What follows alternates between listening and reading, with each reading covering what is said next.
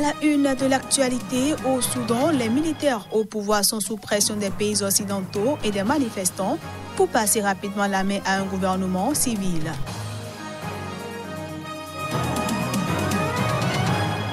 La douane nigériane a procédé à la saisie d'un important lot de marchandises de contrebande à la frontière bénino-nigériane.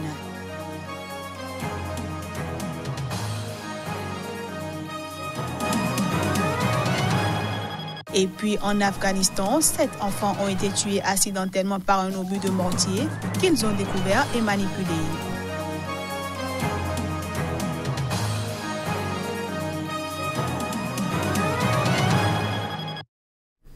Nous sommes lundi, premier jour de la semaine, et c'est un plaisir pour moi de vous retrouver. Bienvenue à tous.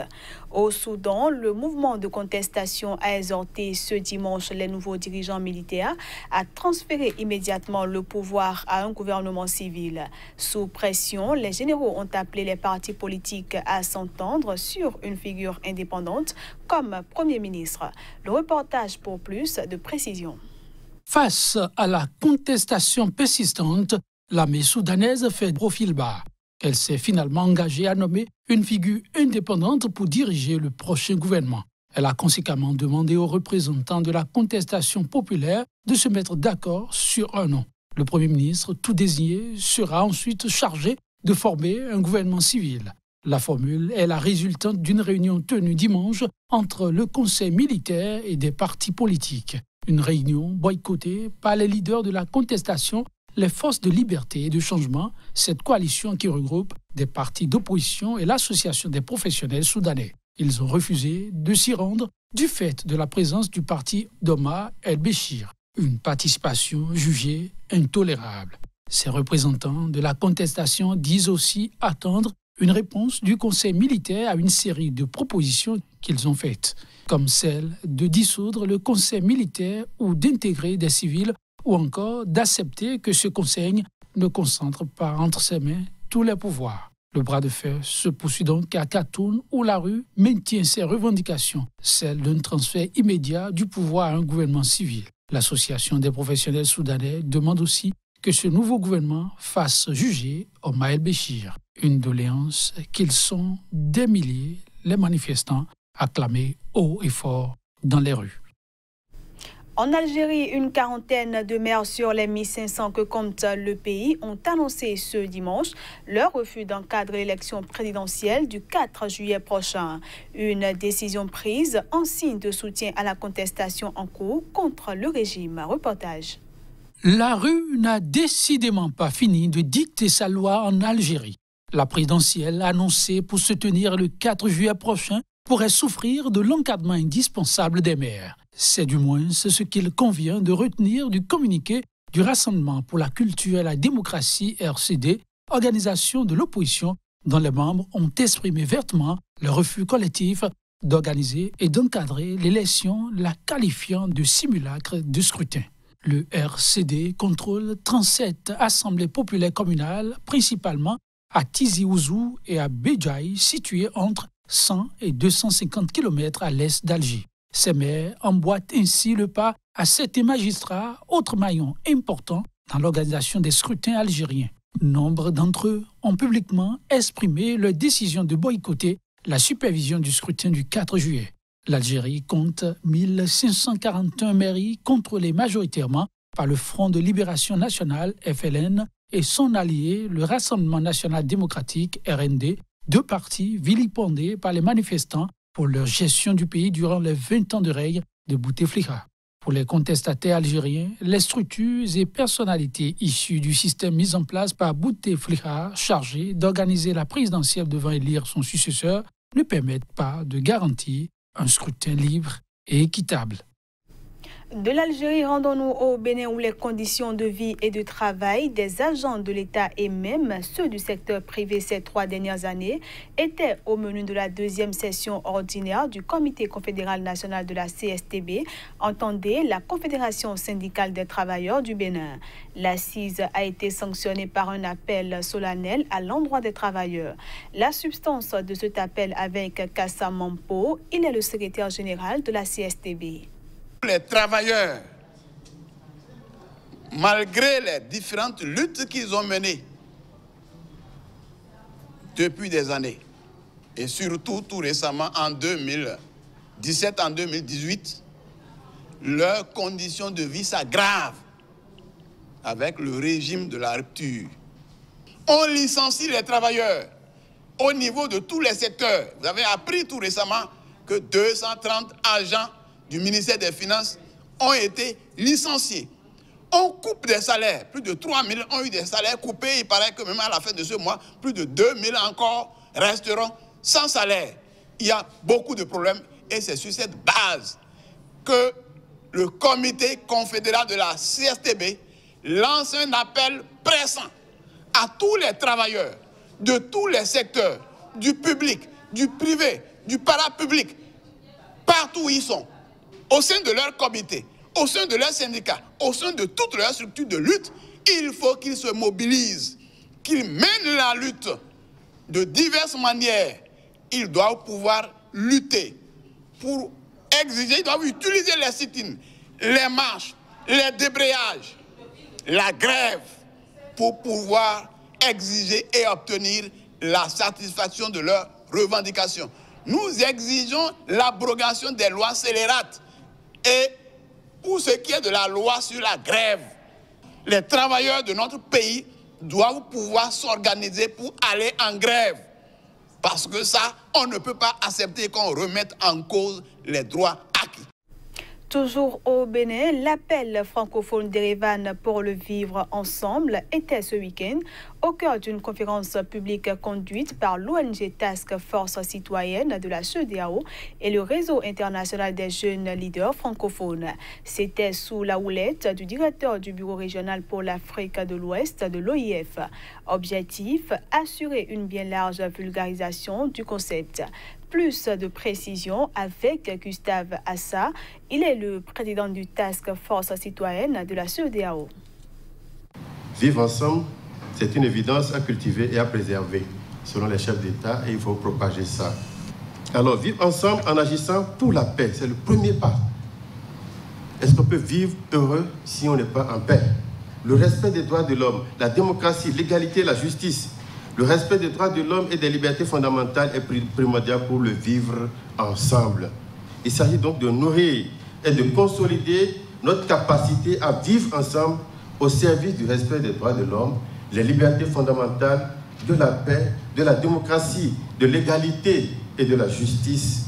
Cela implique de mener une action déterminante pour développer une culture de paix, d'écoute réciproque et de non-violence, et combattre l'intolérance, l'incitation à la haine et toutes les formes de discrimination, notamment celles fondées sur la race, le sexe, l'origine ethnique, nationale ou sociale, et la langue, la religion et les convictions. Cet appel à la paix est urgent, cet appel à la paix est nécessaire. Cela suppose aussi que cette action doit viser à garantir l'égalité des chances, à prévenir et lutter contre l'exclusion politique et suppose l'égal accès à la participation pleine et effective de tous au processus décisionnel à tous les échelons.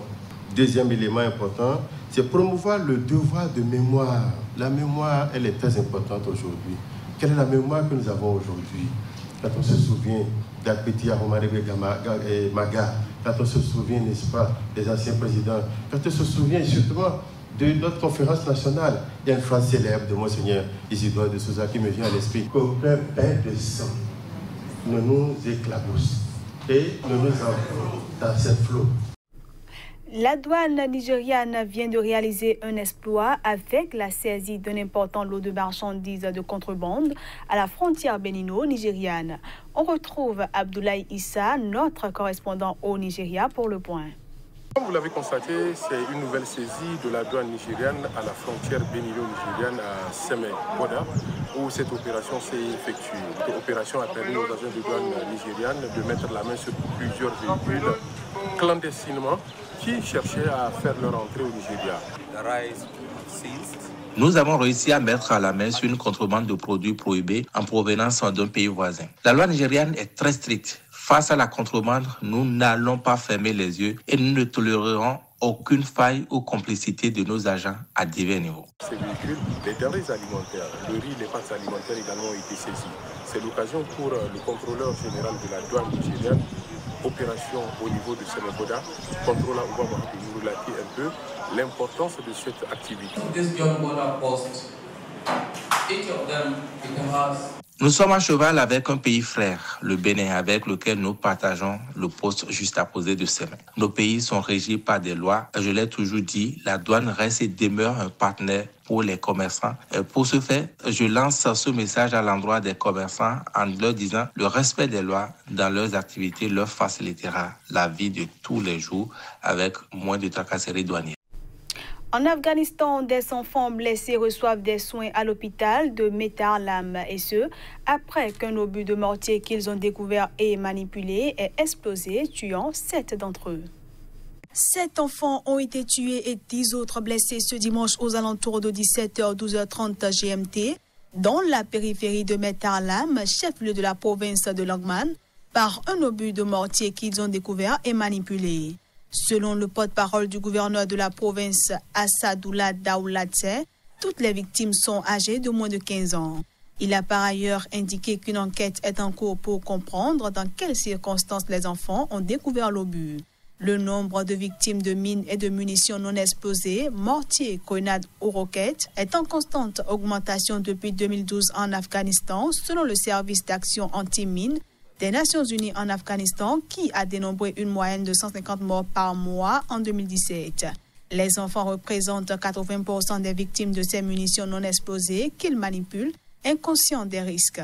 Selon le service onusien, la situation a particulièrement empiré après 2014 et l'intensification des combats entre forces de sécurité afghanes et groupes insurgés, talibans et État islamique, qui disséminent de nombreuses mines artisanales. On retrouve à présent Génial Afouda pour la revue de presse Afrique.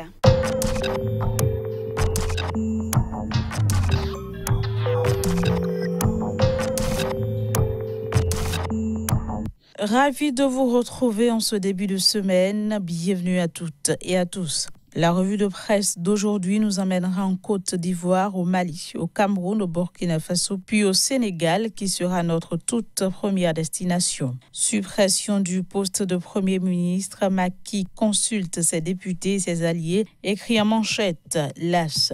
Participation au dialogue politique de Macky Sall, le PDS entrebâille la porte, informe Sud Quotidien en gros titre. Dossier projet retrait enfants de la rue, un flop monumental se désole, le journal Enquête.